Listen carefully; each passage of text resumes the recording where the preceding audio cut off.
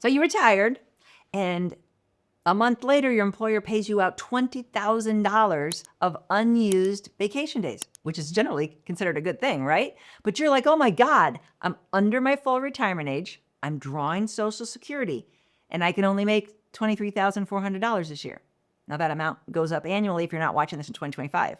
So in this scenario, you can only make $23,000. I have a part-time job, and I just got dumped on 20 grand from my employer. Is that just going to blow my earned income limit and cause me to lose Social Security? No.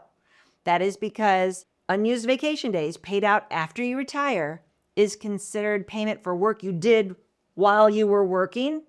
Your Social Security earned income limit that says you can only make this much now that you're on Social Security starts now. Once you start drawing your Social Security, not what you were making before, what you make right now.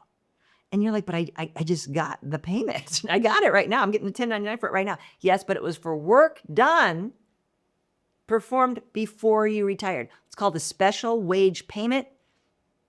You can Google special wage payment to figure out how to report that on your taxes. And if Social Security gives you any trouble, how to tell them, no, this is not earned income.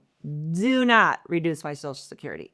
If you have more questions with this, you need to go to the Social Security Administration, go to their website. But if you need help with Medicare, our family's here to help you. Free in all 50 states, advice and help with Medicare insurance. Thank you.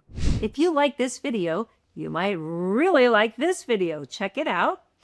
And we'd appreciate if you subscribe to our channel so you never miss a great video. We put out one every week. Check in the description below this video for a link to our cheat sheet on Social Security and Medicare. And you can also give us a comment if you have a specific question. Always feel free to call us or email us at the Medicare Family.